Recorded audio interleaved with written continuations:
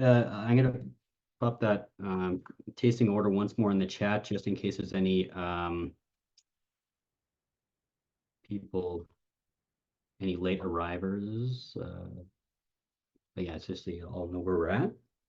So I mentioned already a little bit about the point of this tasting. It was kind of just an experience to, or well, an excuse to open up some of these uh, semi-exclusive rums that we've committed to over the past couple of years that I just hadn't had a chance to open up in any other tasting, and I've been itching to do it. So I was super happy to open some of these up. They were all of them but one were brand new experiences for me, and well, are brand new experiences for me, and I'm pretty excited to dive into them with each of you. Funny enough, I'd also like there's a couple of like funny happenstances that weren't really planned out, but just kind of worked that way. First of all, the first six out of the seven seem to be alternating between two independent bottlers, just Berry Brothers and Rudd and Boutique. For on the rum side, those are probably two of the producers that are bottlers that we work with the most. Maybe there's one more that's called the Rest and Be Thankful rum company, but we don't have any of those in this one. But these two are two that we've been working with recently. And then the second one is five out of these seven have interesting cask either finishes or maturations. Some of them I'm not as familiar with, like if it was one or the other. I think at the very least it's going to be a finish, but either way, it's going to be kind of fun to try some traditional rums with a bit of a twist of like these kind of interesting cask tweaks. So without further ado, we're going to get started. We're going to get started with the first one in the list that I mentioned there. This is a Berry Brothers and Rudd, and it's the Mauritius, and it's 9 years old. Uh, we we've had I've personally seen quite a few Mauritius rums come onto the market from independent bottlers in the past few years. I don't know. I'm guessing there was just a bunch of bulk rum being shipped out to be sold to bottlers, but I hadn't opened too many of them. I think I've opened one or two. Some of them I didn't find the most exciting. Some of them I found a little bit more fun. This one I lean towards something I liked a little bit more, at least on the preliminary nosing that I was doing. Um, it's a small island off the east coast of Madagascar. There's three islands that are kind of in that area. Well, three main islands that are in that area. I don't remember the name of one, but the other is Réunion. It's Réunion, Mauritius. The other one, I think it starts with a C, but I can't remember. Um, so not probably everyone's go-to vacation spot because that kind of thing, it's pretty expensive to get down there, but and probably just not on people's radar. But they have a fairly rich rum history. It dates back to the 18th century, I believe, when the Dutch brought sugar cane to the island originally, and it was not too long after that, where the rum trade started picking up there as a part of the industry on the island. I can't remember how many distilleries are on there, but there's at least a few. I believe it's like Distillery de Charnel, I think is one of them, and Gray's Incorporated, and a couple of others. I can't tell you where this one's from because they don't say. Berry Brothers and Rudd. I'm not sure when they would have bought this cask or these casks. Again, they don't. Actually, I think no. This one's a single cask, so this cask. I'm not sure when they would have bought that, or how long they would or would not have known which distillery this is from.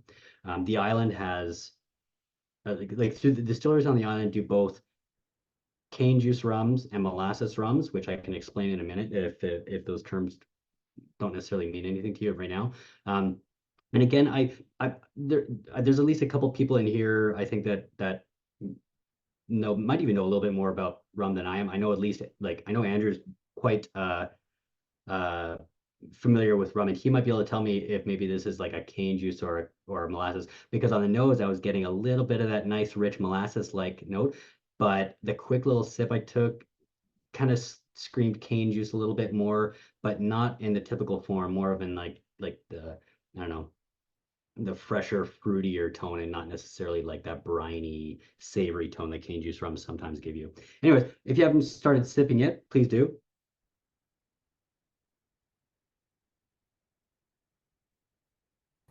A little citric on the nose, kind of like getting like lemon meringue pie kind of thing. Maybe slightly marshmallowy. I get almost like a little bit of cola. Like people are talking about drinking Pepsi and Coke in the chat, but Oh, cool. Yeah, like that slight hint of lime that sometimes cola has, like or like citrus yeah, peel. Cool.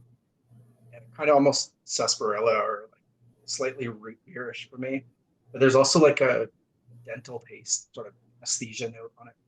Yeah, I was gonna say something slightly medicinal. Not even slightly, like it does have like a hefty note of that on the back end. There's I some, like that wine gums note on in the chat too. yeah, yeah, that's a good one for sure. Yeah. I think like And I'm it sorry, go starts ahead. to almost lean tropical and on the nose, not quite, but it definitely starts hinting towards that tone. I made a really good hunter stew, so I'm really trying right off the like savory umami smells all over the house right now when I'm smelling this. But I think there's something that's just slightly needing.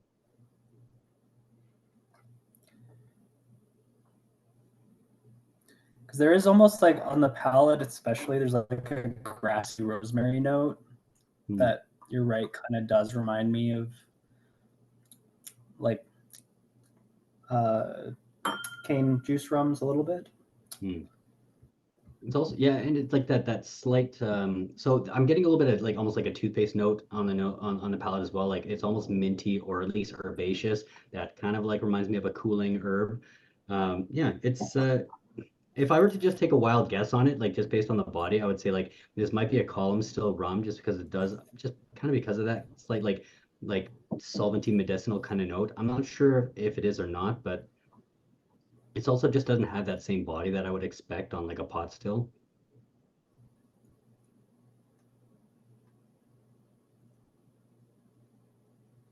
Cool. That's a nice Like rum. Oh, sorry. Yeah. I like tarragon and fennel soap together. Some of that might be your hunter stew that you made. So, it's funny you say that too. Like I was talking with my wife earlier here, and she's like, I won't make any food while you're doing it. And I'm like, oh, okay, thanks. Because there was like a time I can't remember which tasting it was. It might have been the Bowmore tasting with Andrew, where it's like she just did this weird pork stew thing. I was like, I'm sorry, man. All I get is pork. Like I got nothing. And I thought my glasses were like clean with like a greasy rag or something. So I even changed my glasses out and it didn't do anything. And I was just like, I gotta wait for it to I just gotta wait for it to fade. I couldn't get a single thing.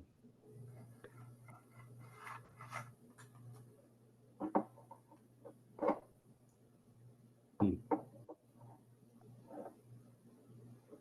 It's a neat one. I'm glad we tried that one. Hmm. Okay, there's also some pretty cool stewed raisin-like notes on the palate as well, which totally makes sense. I forgot to mention as well. This was at the very least finished, but it might be a bit of a maturation in a port pipe. It was not, which I don't know if I've ever had a rum in a port pipe. Truth be told, this might be the very first one, but I guess I wouldn't really know what to expect. Sorry if anyone's curious. This is it here. But it does have some of those stewed dried fruit like tones, almost leaning into black pepper as well on the palate I'm getting. Didn't Amaret have a port pipe rum at one point that we had? It was like really I, cheap too. I'm not sure if it was a port pipe. Like Amaret has like their old port and their two Indies rums, but I don't know if Mm. those I don't think those spend time in port. It's really soapy for me and quite herbaceous. Yeah. It's neat. It's fun. Again, I can't really nail down if that's cane or molasses though, but like at least on the, I think there's just too many other muddling things going on there, and I don't know if I would. Well, I only have so much experience with the cane juice personally, but I mean, I'm not sure if I have anything um that's quite so like typical in that respect. Yeah. Either way, very fun. All right. I'm gonna move on to the next one here. So we started with Berry Brothers and Red, and as I mentioned, we're kind of just going to go back and forth between Berry Brothers and Boutique. They're both UK-based companies. They've both been around for at least a reasonable time, although almost no company in that industry has been around as long as Berry Brothers. So these guys are a bit of a bit of an infant in comparison. But Boutique is a branch of Adam Brands. I'm pretty sure they're also part of the whole Master of Malt company. We've been dealing with them for whiskey for quite a while. In fact, Andrew, like he doubled and tripled down on on a bunch of whiskeys with Boutique because it was like he felt it was an untapped market. And I agree with him. Like there's a lot of really cool things that we got from them that that literally no other retailer would have been bringing in, and some of them were really, really cool. Some not so much. I mean, if you buy a bunch of stuff, you're always bound to get a couple things that you're not as happy with. But when we started getting in the rums, in my opinion, it completely turned my head around of us like what that company is. I have to, without being too mean, I almost say like they should almost like double down on rum as a company and almost forget about everything else, because the quality of rums that we're getting from boutique compared to the whiskeys that we're getting, I think you can't even, you can barely even say anything about it. Like you can't, like they're so high quality and they're so excellent, and the casks are typically quite flawless, at least as far as I've had. If I think it might have been 2019, or no, not 2019. We did virtual 2022, I think, when we did a virtual rum tasting that was all just the boutique lineup with their rum guy there, Peter Holland, who's a super nice guy. I'm not sure. I'm never gonna be able to recall if anyone here was in on that tasting of it. I'm guessing Jeff was because he's on all of them, but who knows? Yeah, and that was he's a super nice guy, and he was able to tell us everything about all of these wicked rums. Unfortunately, he's not here to tell us about this one, but that's okay. We're gonna explore this one on our own. So I'll show you a photo here. So this guy, it's Foursquare. Foursquare is a Barbados Bayesian. I don't know how to say that. They say like from, instead of like Canadian to Canada, it's Barbados, and I think I'm gonna say Bayesian because it's Bajan, but I actually don't know. So it's a relatively newer Bayesian rum. They've only been around since about 2000 and no 97, I think 1997. So they're only about like probably what 27 years old now. We don't really get anything that's quite that old, but we have been getting some slightly older stuff from them. And let me tell you, they are all the rage. Like if you haven't had anything Foursquare, I mean, it's only for, I'm gonna say it's just lack of trying, because they seem to be kind of everywhere. But the only thing is we don't get original bottlings of Foursquare. It's usually just like independent bottled stuff that we get. I think Ontario sometimes gets their name brand stuff, but and I've had some of it, but I mean, I don't know. I'm sure probably a bunch of you have maybe had one or two. And truth be told, I'm actually not even like the biggest fan of their labeled stuff, but I have had a handful of bottlings that I've absolutely adored. And I think this is one of them for me. I do actually like quite enjoy this one.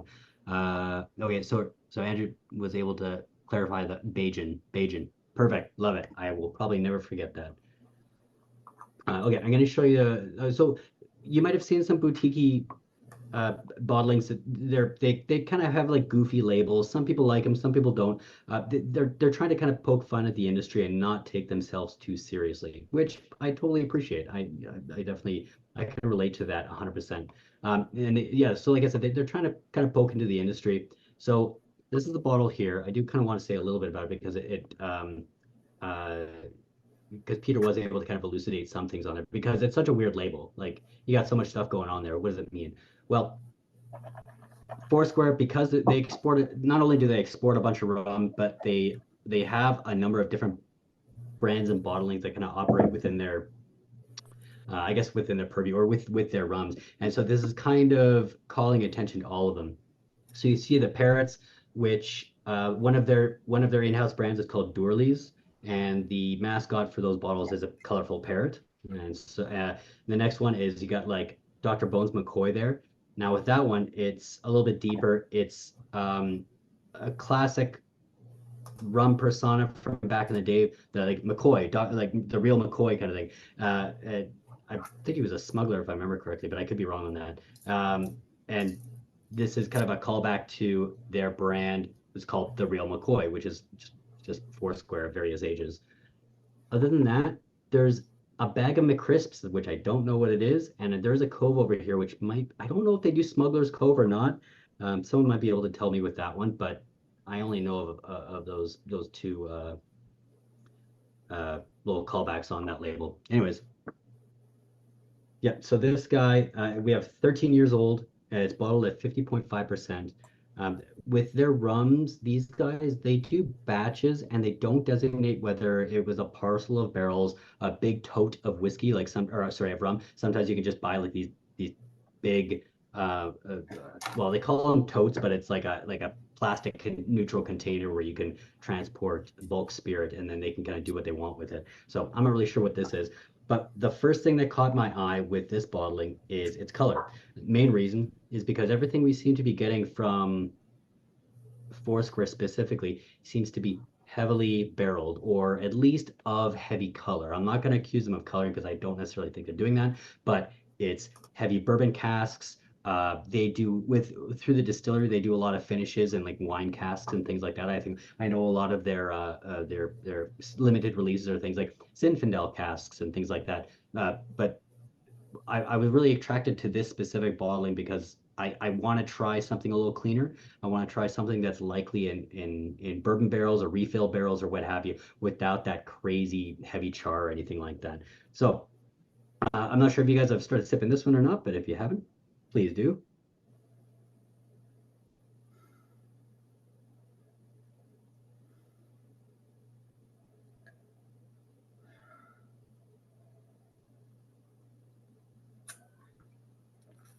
Yeah, Jeff says, I don't think I've had a rum tasting without a Foursquare. It's true. Like, and I always seem to like, and at least the ones that I put on, I kind of try to do that. Because we've been getting all these indie bottler Foursquares, and truth be told, I'm like, I'm so well aware of everyone's lust of these bottlings, and everyone's just going Foursquare crazy. I gotta see if I can like maybe like acquire that acquired taste, because I just haven't really, it haven't hasn't scratched the itch for me. So I'm always trying to open them up every time we get them in the store. So that's probably why they're always on the docket.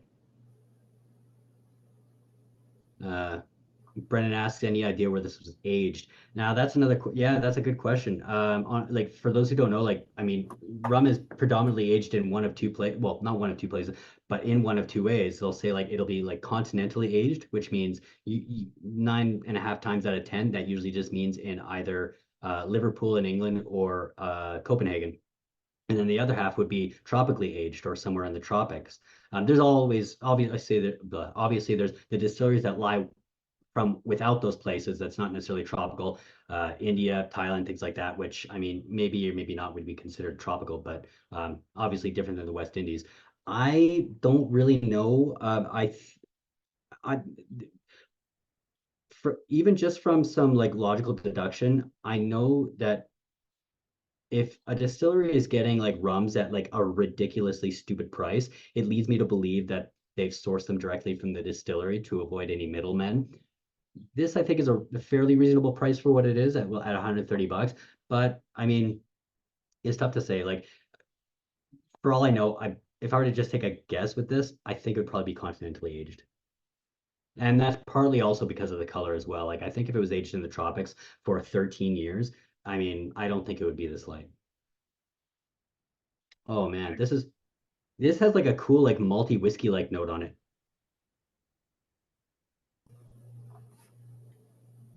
It's light and kind of honeyed, and it's like vanilla and almost not quite, it's not coconut, but it is fruity and citrusy, like orange. There's, I think it's like it's very kind of orangey. I get blood orange on it personally. Very cool, but not even juice. Like literally, someone's zesting an orange in front of you.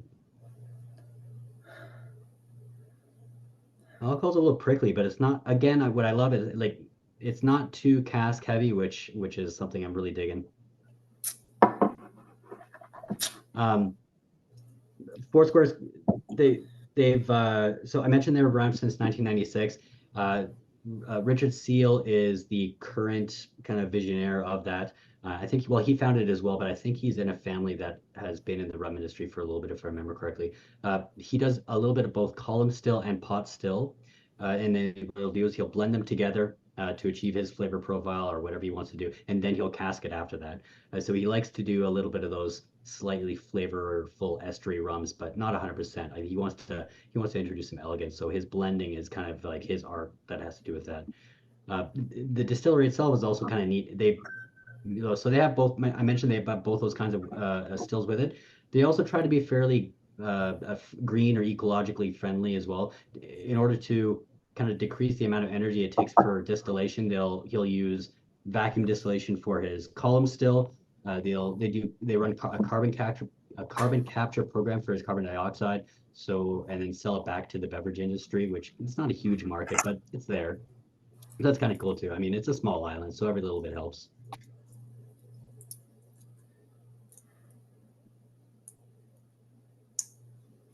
I don't think I've ever had a Foursquare that I didn't like, but I also don't think I've ever had one that really. There's the one sponge one that we have with the pineapple on the label, which I do think that is one that's really wowed me and blew me away. It's also quite old. Like I think that this distillate is from like 2000 or something like that. So it's definitely like older than a lot of what we get.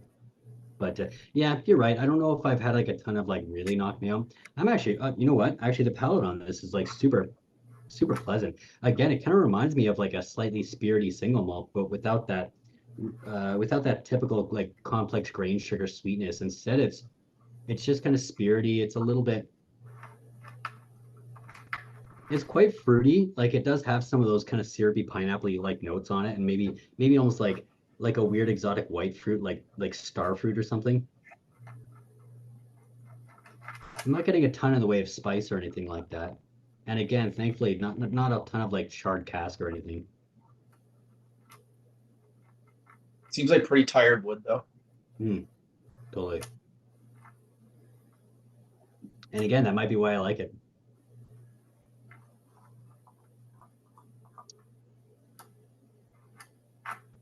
Oh, cool. The alcohol heat is like, so yeah, it's about 50.5% for this one. The alcohol heat comes across quite nicely too. It's not too sharp. It blends in quite nicely. It kind of adds to that texture a little bit because it's not, again, it's not a super oily rum either. It just kind of dances on the tongue. It's got a great arrival, and then it just kind of falls a little flat after that.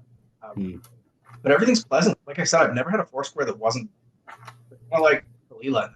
Everyone I've ever had was good. Yeah, fair. Eli, to call back to your cola note for the first one, even this one on the finish is a little bit like those the cola balls, the silver jawbreaker like things. I was getting a little bit of that kind of like sarsaparilla note that Kurt was talking about on the nose, especially. Very cool. Very tasty. All right. I'm gonna keep going. Yeah, Kevin, sorry. We were still on there, but now I'm switching over to the next one here. So the Berry Brothers Rud, the Panama. Panama is another one of those rums that I think we see quite a bit of in the province. I have a feeling that there's at least one distillery that sells quite a lot of their stuff. It's right pretty much smack dab, I think, kind of in the center of the country. It's called the Don Jose Distillery, or I think it's like I think it's Varela Hermanos or something. So the Varela brothers, and they're dominantly doing molasses rums in a column still, and they're responsible for labels such as Don Abuelo and what was the other one, Malacone, uh, which I mean neither are brands that I personally love a lot. I think Don Abuelo might have a little too much sweetness added for me. But I will take any excuse to maybe try something that maybe hasn't been sweetened. And I'm not really sure with this one. We'll have to give it a try. But I guess I should also mention a quick little thing about Berry Brothers Rudd. As I mentioned, like how old they were. They're from 1855, and they originated as wine merchants. And they actually still do a little bit of wine in the UK. But what we see largely here is their independent bottling of spirits, mostly whiskey, maybe a little bit of gin. They are responsible for the London Number 3 Dry, which is probably one of my favorite true London dry gins out there. And rum has not really been like a big thing or at least not like as big as the others. But we have been seeing a little bit more lately. That's yeah. So that's just a little of the history behind. And Andrew has like a super good relationship with them too. So I'm sure they're just like they offered a few rums and he's like, yeah, sure, let's take them. I don't know if I was consulted on these ones or not. I can't remember. Okay, so much more barrel heavy on this one. It's a bit more charred wood, like bourbon like note on the nose. Bananas flambe. Yeah, yeah, flambe, maybe vanilla, like Madagascar vanilla, that rich bourbony vanilla. This is fun. This is more tropical, a little bit more of like overripe fruits, guava. Maybe like overbaked apple, maybe.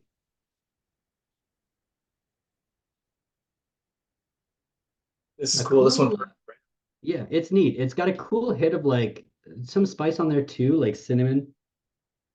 Neat. Hmm. whoa, the palate is a lot different. It's coffee and like Guyanese rum to me more so on the palate than the Oh nose wow. hints at. Yeah, So different. that's it's actually got like a nice hit of like cedar wood on there too, I'm getting, which is kind of neat. That's a good call. Oh man, even on the palate, it's so toasty for me though, like sawdust. Getting things like buckwheat honey, Like a sucking crunch on it. bar. On what, sorry? It's like when you've sucked all the flavor out of a coffee bean for a few minutes. Oh, that's funny. Yeah. Yeah, cool. Actually, that's a really cool note. On the palate, it's like cinnamon toast. Like if you ever made that when you were a kid, where it's like Hmm. cinnamon and sugar, and then like Did you all the like a little flavor. butter on there and stuff, or? Yeah, Yeah, yeah. Brandon says it That note, reminds me of some of the lighter Trinidad's. Cool. Yeah, you know what? I agree. it's Better than you expect from a column still like that. Yeah, I agree with that. This is actually pleasantly surprising. a little I've had sweet a for my handful. liking, but it's good. Honestly, okay, so that was one thing that was kind of peeking in my head, like, and I don't know if so this one wasn't barrel finished necessarily. There's no weird wacky barrel. I think it's 100% bourbon barrel. I'm guessing it's a fresh bourbon barrel just based on the flavors that I'm getting. But I do feel like it's got this neat balance of being both sweet and dry at the same time, and I'm not really sure what's what causing it. I can't tell if it's like dosed or what. For those who might not know, I mean, it's not uncommon for distilleries to sweeten their rums. It's a bit of a faux pas, but it's not unheard of. It's becoming well, I shouldn't say it's a bit of a faux pas because so many of them still do it for like that mass market, but it's nowadays less people are pushing for less of it, and so we're seeing a lot less of it too, which I'm thankful for personally because I don't have that much of a sweet tooth, and I'd rather just taste the spirit rather than any kind of molasses added or anything like that.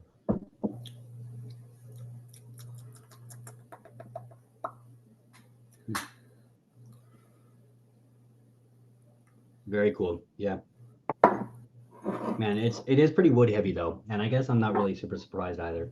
But yeah, pretty cool. Was Sammy was so Sammy's getting Kalamata olives in the Panama? Oh, cool. That's interesting. I mean, I usually quite dig it. I dig that note and rum too. I wasn't getting it, but that's really fun. Cool. All right, I'm gonna keep going. So our next dram. So this one's kind of neat, and this like I was excited to pour this one, and I'm also apprehensive of pouring it because I had an idea of what it was going to be, and I guess we'll see if it's come true or not. Because I personally haven't tried this one yet. So people might be aware of the Millstone brand of whiskeys, which has only kind of been around since 2007. Well, 2007 is when they started this. Sorry, 2007? No, 2004. Oh, I can't remember. Anyways, yeah, forget what I'm saying. Oh no, 2007 is when I think they first started releasing whiskeys. So the in the Netherlands, there is a distillery called the Zweden Distillery, and they do a handful of different labels. But they've been around since 1975. They're one of the oldest so-called like craft spirits makers, like at least, sorry, old school modern craft spirits makers, I guess you might say, because they do everything in a very old school classic way, but but of course, obviously they're new school, right? They're just trying to pay homage to the old ways. But they've been around since 1975 with their founder, Fred van Zweedem. He passed the company along to his sons, both Patrick and Gilbert, I believe. Patrick is currently the master distiller, so to speak, because I think he does some other stuff in there too. He's boutique specifically kind of alludes to him being a bit of a Willy Wonka of the distilling world, and that's mostly because they do pretty much everything at Sweetum. They do gins, they do rums, they do like different liqueurs, you name it, they do it. I don't know if I've seen a bitter from them, but I've seen a lot of fruit liqueurs, and then obviously they do whiskey under the Millstone name. Um, for the most part, I think they were doing I think gins originally, and then they expanded into liqueurs, and then rum a little later, and then whiskey later on after that. But honestly, whatever they do, it's fantastic. They use like they always use natural ingredients, none of that like natural flavors which aren't really natural or anything like that. No like big additives other than like fruit or something like or a barrel or something to that. So anyways, so here we got a 4-year-old rum from them. I like 100% certain that they'll use molasses with this, but not 100%. I'm sure. Uh, One thing that Patrick does have access to, which not a lot of other people do, though, is true sherry casks. And when I say true sherry, I mean most of what we see in whiskey in the sherry world, you probably already know, but it's seasoned wood that was made specifically for the purpose of maturing whiskey in it. It's not like that with this, that he gets casks from the bodegas themselves, and he matures both his whiskey and some of his rums in those. So it's very different, much more authentic, as you might, I kind of alluded to with my other speech or with my what I was just saying with him. Um, but yeah, yeah. So this is what we have on here. It was from an Oloroso sherry cask at 55.6%. I don't know if this is one cask or many, but either way, I guess it doesn't really matter. I get those really crappy candies. I don't know if you can still buy them or not, but they're like a maraschino cherry covered in marshmallow, covered in garbage chocolate. And you know what I'm talking about? Did Or they am I come in going like a yellow box or whatever? Yeah, Oh, yeah. okay, yeah, yeah, totally. Oh, that's So cool. you have like with this, it's just like it's very confectionery smelling on the nose, but like specifically for me, marshmallow and like maraschino cherry. Oop, that was not the right screen. Sorry. There we go. So even though it's like true sherry, there is a bit of a stank on the nose. Hey, like it's not sulfury or anything, but it's definitely like old musty. It's kind of neat. It's heavy, sure. Ridiculously heavy. It's turned it almost caramelly. It's Yeah, like it's true. on the palate, it's like where there's caramel, just like straight up. It's Mm. like the hard candies your grandparents buy, sort of thing.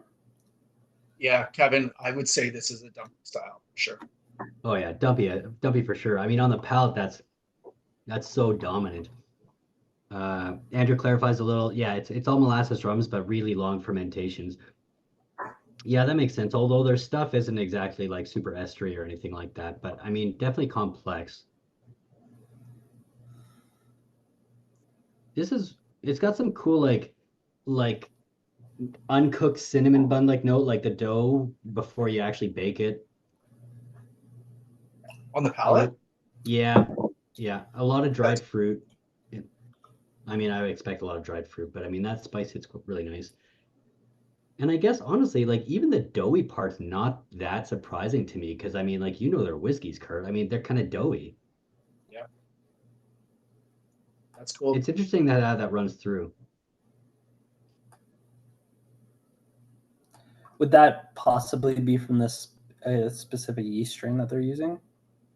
Uh, yeah, maybe tough to say. It could be those long ferments as well, to be honest. Okay, Mm. so I gotta be honest. Like if I were blinded this, like Kurt, I gotta ask you first. Like if you were given this blind, could you tell that it was rum and not a whiskey?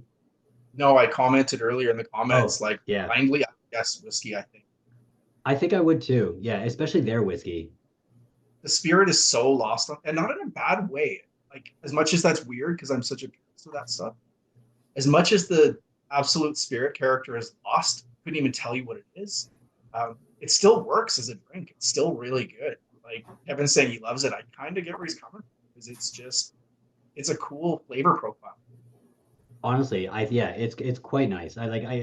Even sherry in general is something that I don't really I don't drink that or sherry cask stuff. I don't drink quite as many as I used to, but they still hold a place in my heart, at least a specific place. And when I do get something that's overly pleasant, I mean, I can't shake a stick at it. I mean, you and I talked about that. We're talking about that Equinox Milton Duff the other day. I mean, when it's on, right? Like if you find a good cask, I don't care if it's something I'm tired of not. I can appreciate it.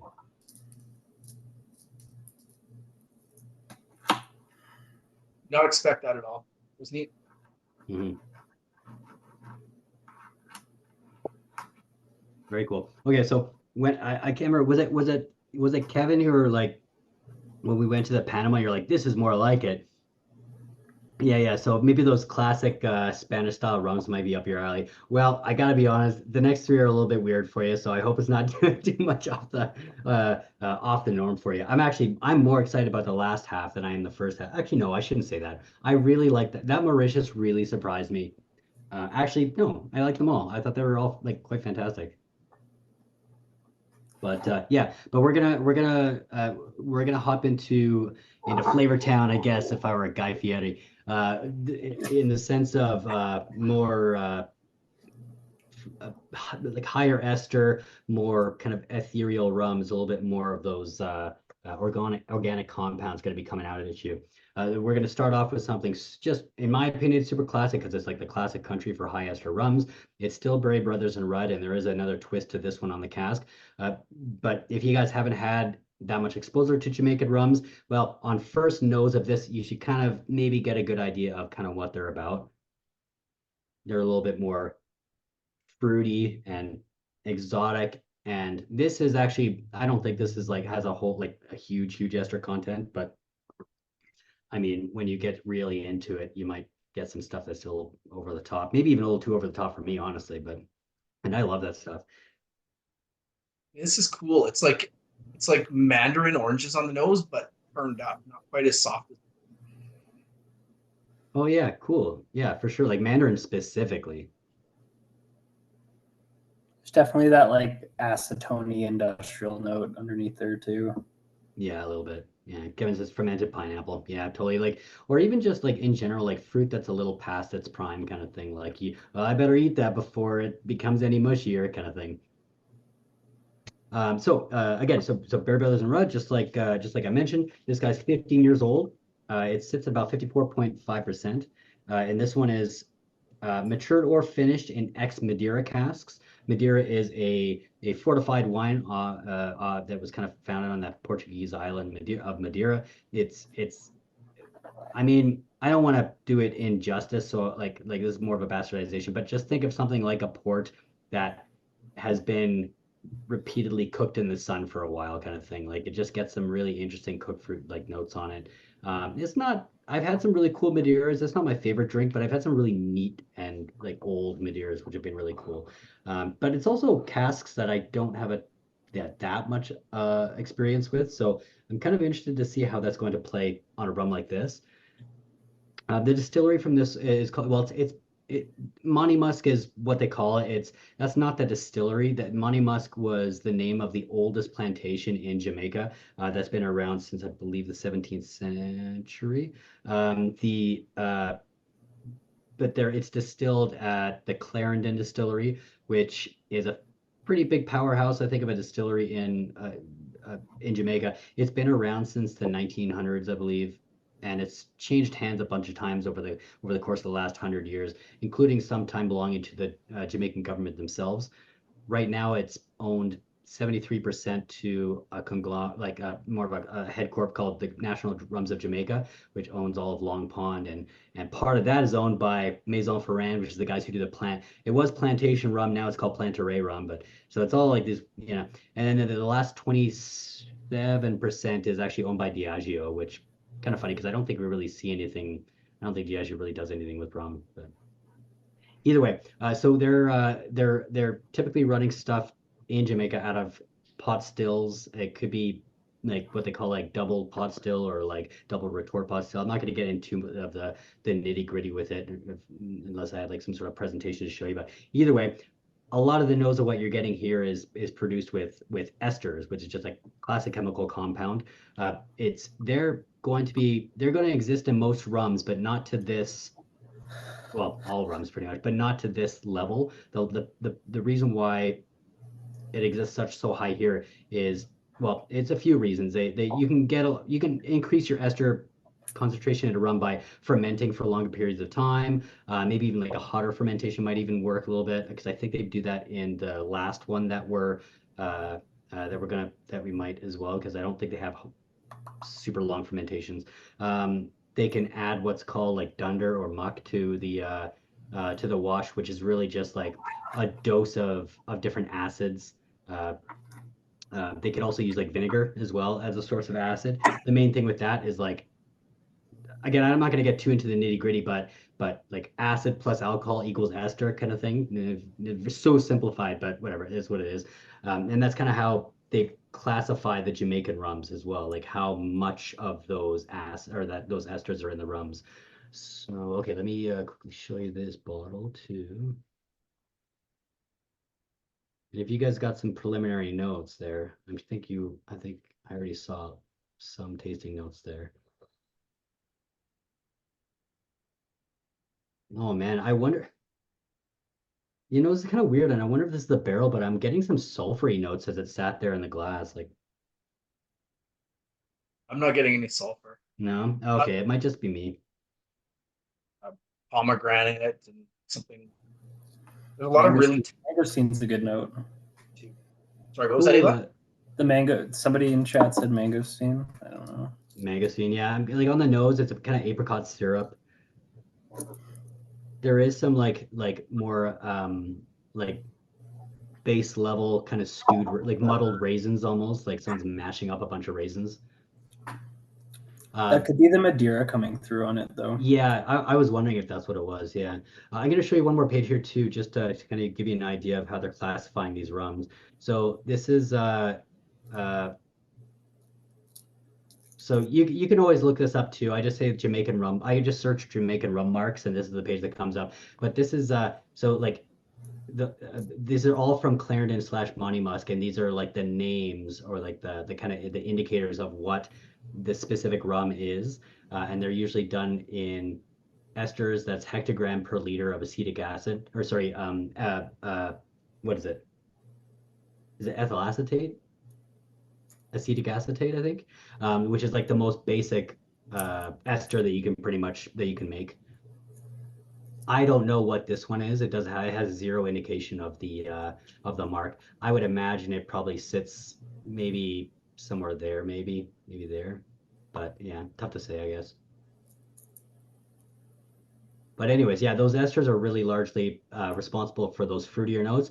Dominantly, bananas and pineapple are kind of like the two main ones. But in high enough concentrations, that's when you're going to start getting that acetone and more solventy like notes.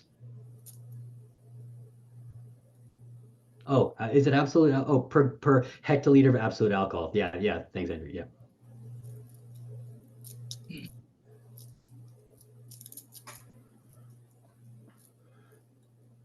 Esters in general are just a byproduct of fermentation, aren't they?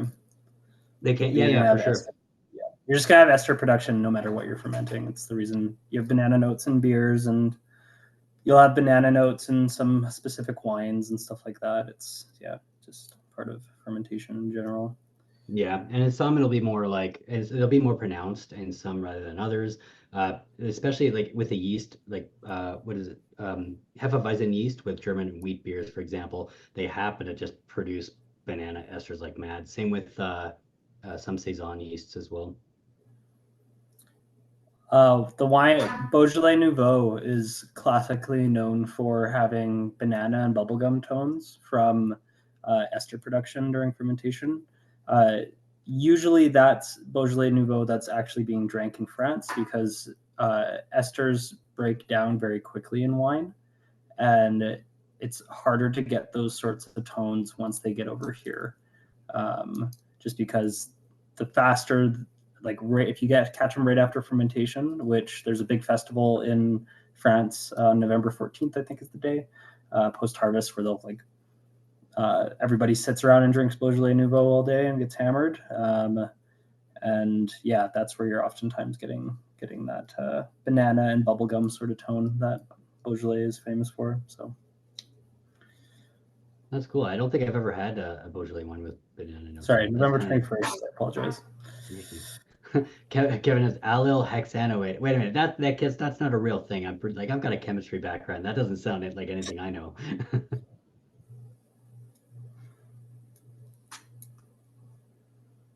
Hmm. But I mean, maybe it is. Okay.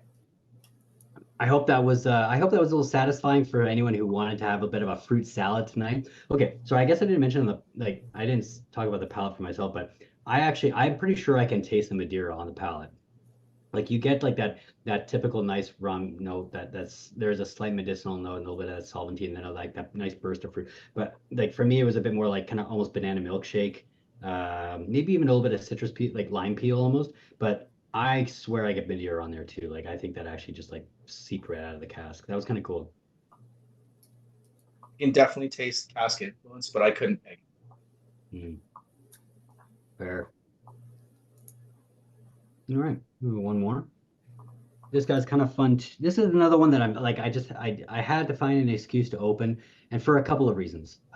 First, it's a closed distillery, so the allure alone of that just means I gotta try it. Especially when it comes to like like any spirits, but like whiskey as well. Like anytime we see something like that, I mean, with whiskey they're always so expensive that I can't do that. But I mean, with rum they're not that expensive for it, so yay. Uh, so Caroni is out of Trinidad. They've Trinidad for a large portion of the 20th century had quite a few, at least the earlier portion, they had like pretty reasonable amount of sugar plantations and distilleries. That started to drop down until there was, I think, like it was two, although there was a third for a bit too. I think there was one called Ten Cane that also closed down, but I can't remember. I don't know much about that one, but Crony has a fairly rich history. It's kind of like I hate saying this name, but like people, if you read an article on it, they're gonna say it's the Port Ellen of rum or whatever. Yeah, sure, why not? I mean, I guess it is in the sense that it's a very singular expression, which I don't really think you can get a lot of duplicates unless maybe there's certain releases from TDL or Trinidad Distillers Limited that might have some of it. But having said that, whatever, either way, like I said, it's kind of a fairly singular. They've been around since 1923. They closed down. I think they changed hands, or they tried to change hands a little bit. At the end of the day, they ended up closing up. They closed up around 2001, and because I think they were owned by the government by that point, and they closed down. That was it. No more. Right now, you can even look online about like kind of what the warehouses looked or like what the distillery looked like just a few years after they closed down, and it kind of looks dilapidated. Like it doesn't look like it's a very appealing place to go. But having said that, there was an Italian man named Luca Gargano who in 2004 was in Trinidad, and at that point, well, rumor like the story goes that he didn't know that he had closed down at that point. I'm not sure if that's true or not, but he was looking through he was kind of going with the intent on visiting Coroni because I guess he liked the rums, only to find that it was closed. He somehow ended up in the warehouse with all of his casks, which I think it might have been like 10,000 or something like that, or at least in the thousands. And I guess he had a wet dream that night because that was just literally just like a gold mine for him, and he ended up taking home I think it was all of them. I think before he before he bought them all, and shortly around the time that they closed, I think Angostura or Trinidad Distillers Limited did try to make a bid to buy Caroni. It didn't work, but they did get, I think, a handful, like 100 or so casks that I don't know if they have anymore. So I think they actually like added that to their own rums. But either way, so this has kind of ended up being like, however many thousands of casks slowly hitting the market. All the best ones are probably long gone, and they're probably a fortune to buy on auctions. I haven't tried any of those ones. In fact, I'm pretty sure this is the third Coroni I've ever tried, maybe fourth, maybe fourth. And it's only mostly just because I've only been tasting rum for about 3 years now, and maybe a bit more, and we just haven't really had that many come through the market since then. We recently just got a new one And maybe I'll find an excuse to open that. But either way, like I said, it was a very singular style of rum. They had a giant column still that they used, and if what I was told is correct, they used to take their spirit out from fairly low on the column, and it resulted in a very heavy spirit with a lot of what they call congeners in it. Congeners is just a general term for kind of like miscellaneous compounds that come along with fermentation aside from ethanol. They're also kind of known to, like, not known, but I guess like congeners are going to kind of make it. I've read that they're principally what makes you feel like crap for a hangover. So that's why I think it's one of the reasons why when you're drinking a lot of brown liquor, you might feel a little bit worse. They're also quite high in red wine, but a little lower in white wine, which might also explain why you feel worse after a night of red wine drinking rather than white. Either way, so that's responsible for that rich, super flavorful rum um, out of Caroni, and that's kind of what we're getting here. Okay, so you might have all been wondering what. So you might have already been nosing and tasting. There's some weirdness going on here, right? Like on the nose right away, I could feel like you can kind of tell like there's some kind of interesting smoky like notes on there. Sometimes these rums will end up being a little smoky by nature, but this one specifically is also because it's matured or finished in an ex Isla cask. Okay, here we go.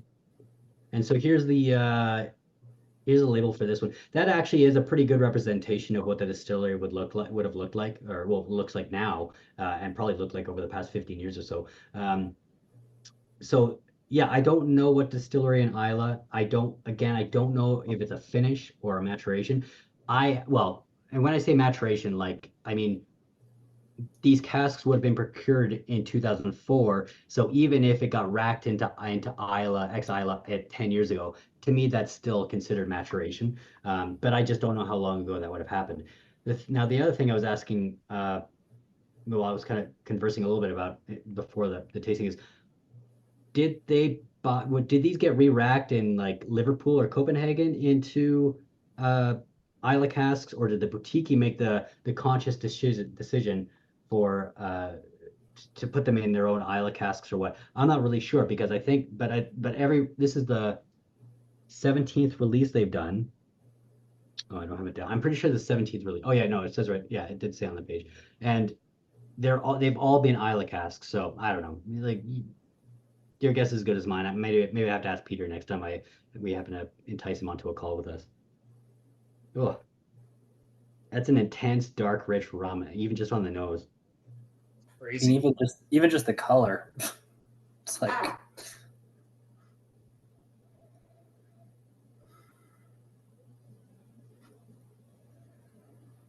I I'm still getting that. I'm still getting that little Fernetti kind of note on there too.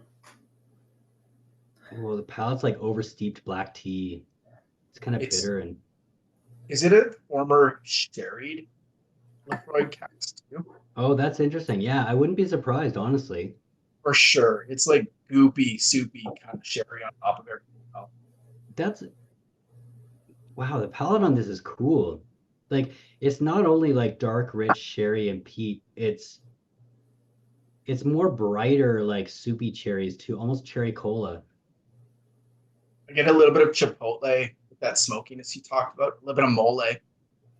Oh, mole. That's a really, Mole dude, is a that's a cool note. note. Very cool.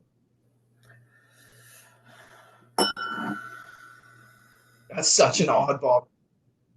What a Um, that's the kind of drink I'm grateful to have tried, but I really like Peroni and I really wanted to like it some more than I did.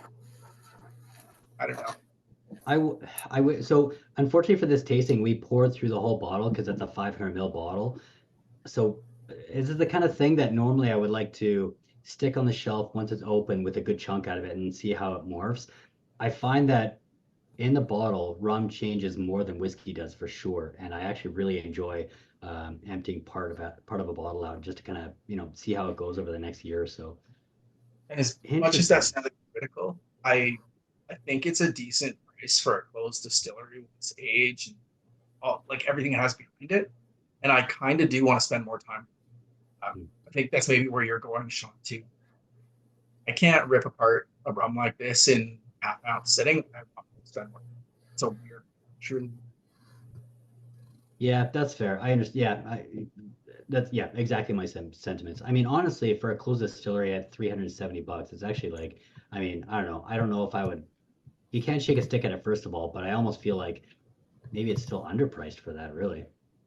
I mean, the sponge ones that we got were in the 700 realm.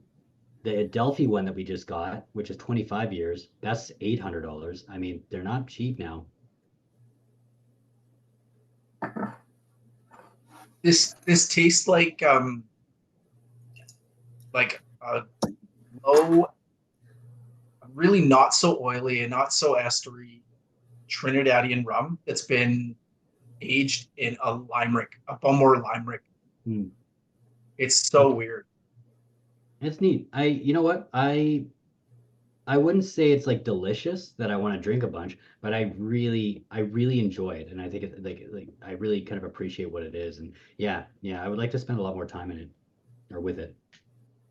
Barbecue sauce on burnt rubber. Hmm.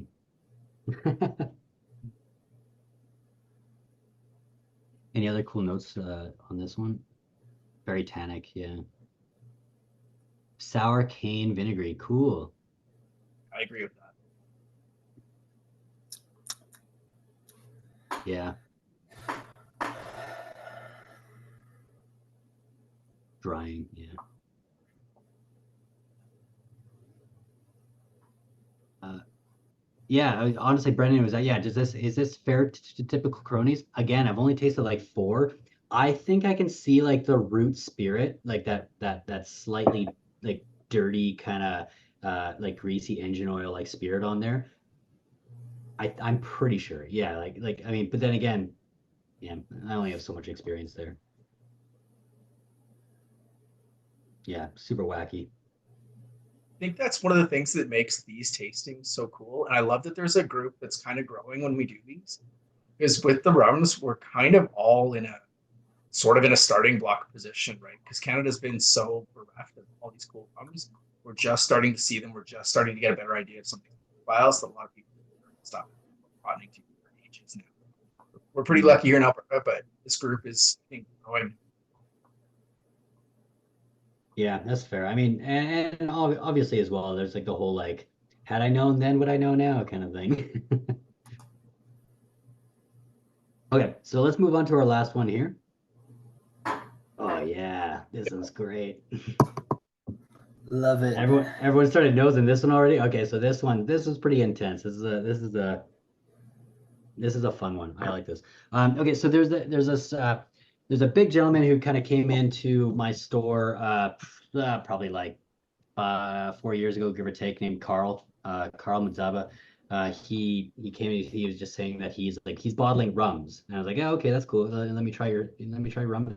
He gave me a sample of his first one, which is I think it's a 15-year-old, I think, Fiji rum, from the South Pacific distillery, which blew my socks off. It's still to this day probably one of my favorite cane juice rums, and probably I've only had like so many uh, Fiji rums, but probably my favorite I've had from them. Um, Anyways, he kept going and he started bottling up these two batches from a relatively new distillery in South Africa. South Africa, it's they so the distillery's name Mahoba. It's Mhoba. They've only been around since about 2015. The guy who kind of started it is he was an not a chemical engineer, no, mechanical engineer, and I don't remember the rest of the story, but he just kind of ended up home distilling one day, and kind of eventually when he had these rums that he himself made with equipment that he himself fabricated, the word got out. People were buying his rums off him, and then he kind of decided to turn it into a larger scale endeavor. Anyways, so it's still going to this day. We don't see a lot of it here. We actually don't see their distillery bottlings, and we've only seen a couple of bottlers do their specific rums. But Carl was the first person to introduce him to the Canadian market, and bless his heart for it because they're on my map for sure. They largely they just do cane juice rums as far as I know so far, and they're using 100% organic cane farmed around their distillery. They and they're using a varietal of cane which they didn't name, but apparently it's a varietal of cane that no other distillery uses, which kind of intrigues me. But I don't know cane varieties, so whatever. Uh, Anyway, so they're using I can't remember how many stills he has. It might be I think he has a pot still, a single pot still and a double pot still. Uh, and he usually does long like reasonable ferments about like 10 days give or take. And I think this one is also done with a 10-day fermentation in a double pot. Well, it's both single and double pot still and then they're blended together. But you end up with this estery, kind of funky, vegetal, fruity, sometimes savory. I'm not getting as much savory notes on this cane juice from either. I think maybe you guys do, but you can let me know. Either way, so I believe this one was so he did two batches of Mahoa. He did one batch in a bourbon barrel, and then he did one batch in a South African whiskey cask. This is the South African whiskey cask batch, and it included 7 casks that yielded 1,356 bottles. So which averages about 190 bottles a cask. That was after 4 years of maturation, which was at the time some of the oldest stuff that he had to release. I'm sure he got some stuff a little bit older now, but again, we don't see it, so I don't know, whatever. Uh, Either way, with that slight like I don't know, maybe Kirk can like do the calculation. I don't know how much like evaporation that would be, but 190 after 4 years, it seems about reasonable, I guess. Like it's still pretty full. I don't know if there's that much evaporation there, but either way, I'm pretty sure it's pretty hot there. So Yeah, that's a decent chunk. Like I would bet you're probably at about 5 or 6% loss there. You're nowhere near what some of the subtropicals are, and you're definitely higher than Scotland there. After 4 years, you should still be up into 220 in Scotland. hmm. 5 or 6% maybe. Yeah, that's fair. Oh, cool.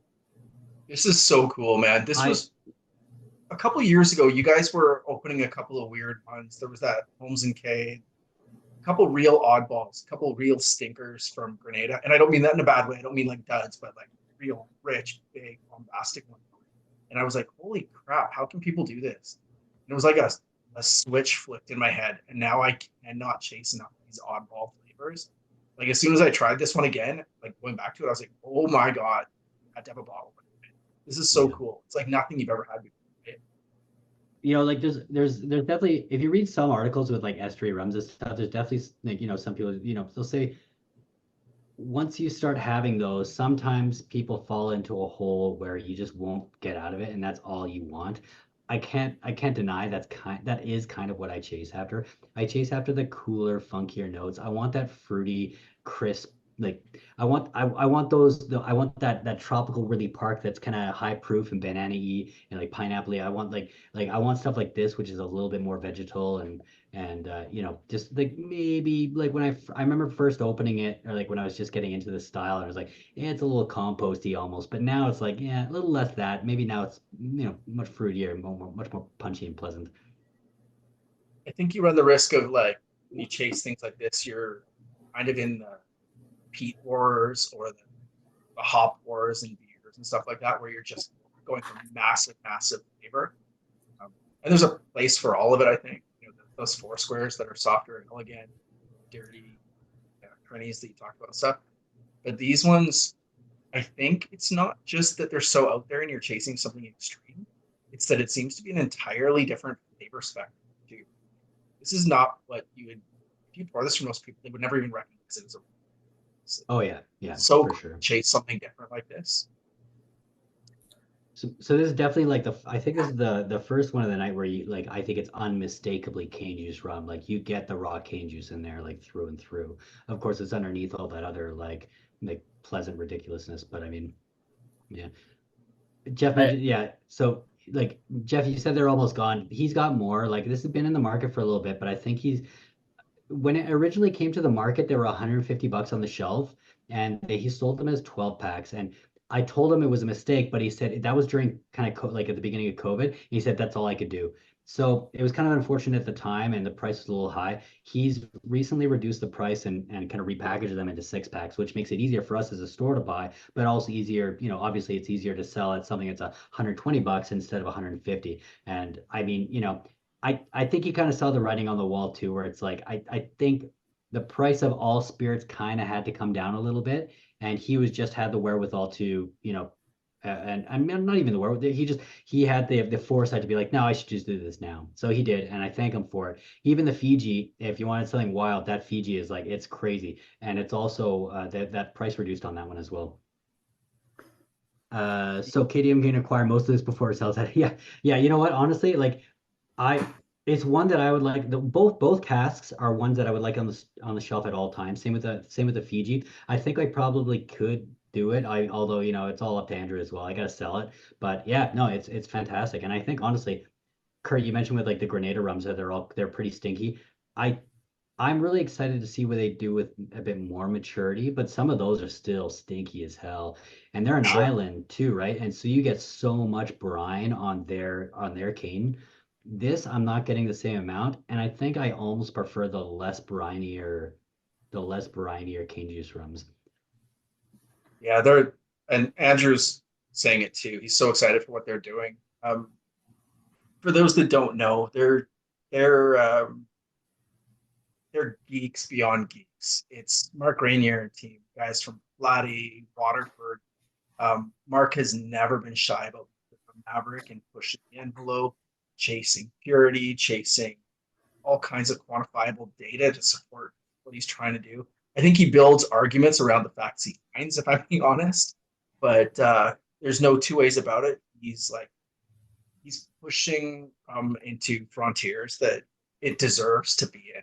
It deserves not to be those heavily sugared things you see on the shelves that are chickens and bottles.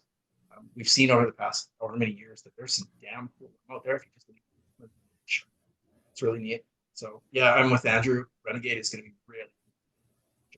Yeah, yeah, no, I agree as well. Yeah, cool. Well, okay. So I'm not like Andrew, the owner, not the Andrew in the chat. I don't really like doing that whole speed round thing because I feel it's too much pressure, and I don't know. I don't think everybody has a lot of rum left at the end of these tastings. I mean, I have to push myself to not finish my whiskeys because I know the speed round's coming. So I don't know. It's a form of pressure that I don't know. I don't like as much as I think he does. Anyway, so I'm not going to go through the speed round to revisit all the rums, but I am curious about what all of you guys think about them in the sense that I would love to hear some favorites. And I have a poll that I'll share with you guys. Oh, can I do polls? Come on, Evan, let me do it. Yeah, yeah, yeah. Okay. So Evan set up a poll here for me that I'm gonna launch. I'm gonna ask you guys, so you just for first place, second place, and then we can also, oh, now I gotta think actually. Okay, because we can also give ours, but we don't get to vote. Eli, I'm gonna put you on the spot. Do you have a first and a second favorite tonight? Yeah, there we go. Yeah, the beer is my favorite. I like that style. I think it's interesting. It's Moaba. I just like touching on Kurt brought up that Holmes K that we had. I will say that was the only rum that made me gag when I smelled it. It was so viciously funky that like I remember coming in over, I think it was like a Christmas break thing, and just being blown away by that. It smelled like actual death, but it blew off, and then it was super interesting. So no, I really like the Moaba. And then I don't know, I think that Foursquare I quite enjoyed. I would be just like very happy sipping that. It's not one that I don't think I would like personally seek out to purchase, but it's if I was offered a glass, I'd be very, very happy with it. So Yeah, fair. yeah, Yeah, those would be my two. So yeah, good picks. Good picks. Yeah. Kurt? I think if I'm sitting down for the long haul, I want that Monty Musk. Um, I'm kind of a sucker for most of what comes out of Clarendon. It's probably been so far, and fledgling collection building rums, and that just means the bottles I haven't. And then the beer I think it's just such a cool thing doing. I think it just seems like such a wild frontier. It seems so out there. So it's fun to pushing boundaries and giving us something, despite being way funky and wonky, still has Yeah. some some prettiness behind it when you're actually digging. Yeah, fair. I think I don't know if everyone's getting this, but I think your speaker is like kind of in and out. Just to let you know, I don't know if there's yeah, but I think I did pick up pretty much all what you were saying there. Yeah, okay, so Monty you said then, and then the South Pacific. Fair. Okay. For me, or sorry, not South Pacific, sorry, the Bira. I I think the beer is the one that I would just sit around and drink because I just think it's tasty, it's aromatic, it's everything that I kind of really like. I think man, the second one I agree with Eli with the Foursquare, but I think I was the most pleasantly surprised with the Mauritius. So I'll probably put that as number two, just because of how much I enjoyed it at the end of the day, and I really liked sipping on it. And it was, just that perfect amount of near tropical fruit and still like that slight grassy kind of tone. Yeah, it was that was excellent. Yeah. Do we have one person didn't vote yet, but that's okay. Okay, so I'm gonna end the poll here and share the results for y'all. So first place, the Bureau, yeah. And then second place, the Monty Musk. Third place, Panama with one vote. That's what you get for a small group, I guess. You guys are awesome. I love that the one that would absolutely send people running to the exits in most crowds was the one that came. That's amazing. Totally, that's so wicked. And then second place, the Flying Dutchman, the Sherry. Very cool with 4 out of 8. That's so wicked. And then Panama second place there. Yeah, very, very cool. I'm a little surprised at the Flying Dutchman, but I'm also not. I'm only surprised because it's probably the least rum like rum we have on the thing, but like I'm not surprised because it's like who doesn't like gooey sherry once in a while? Like, come on. And then Evan gave a bonus question there. Who does it better? Berry Brothers, Boutique, Bira. Well, okay, there we go. Yeah. I I'm s- I'm still gonna say Boutique, I think, for that one. I do think that they're I think Peter's just got something else for him. Something going for him. He really knows what he's doing. Uh Kevin says Bira, Flying Dutchman, Monty Musk. Jeff says Mauritius is now like green bananas. That's cool. Oh, it's really perfumey too. It's kind of floral. Which one's that, Sean? The Mauritius. Yeah, I Yeah, just picked one up yeah. too. I thought that just as you said it. It's Really, so perfumey. That's crazy. yeah. Sam says Monty Musk and Zedem. Yeah. Panama's number. Yeah. I like that Panama too. The Panama reminds me of that privateer that I've brought in a few times. It's just so bourbon wood heavy. God, that Dutchman's weird. It's so savory and umami now. Maybe we should have done the speed round. Ah, that's all right. Next time. Yeah, Oh, that so much Corona fun. smells more like a Bowmore now. I'm gonna leave this last. So I think I only drank half. I'm gonna leave the last half in my glass. Oh yeah, you're right. It's so man, those phenols come off so much more as it sits in the glass. It's crazy. All right. Well, I think that's about it for the evening then. Thanks so much everyone for sharing these rums with me. Like I said, I was so excited to open these up. Most of these have just been sitting on the shelf and just kind of waiting for this excuse. So I'll try and do it again with maybe different producers too, or like that, not necessarily just all the same couple bottlers, but it's just how happens how it worked out this time. But I'm gonna have to work on maybe something else a little bit more eclectic and fun. Yeah, thanks anyway, everyone. But yeah, and thanks for Kurt and Eli for joining me on this. Thanks, Andrew, for uh, uh, throwing out a few facts when I was maybe not quite sure on a few of the things. But yeah, we'll probably see you all soon. And yeah, take care.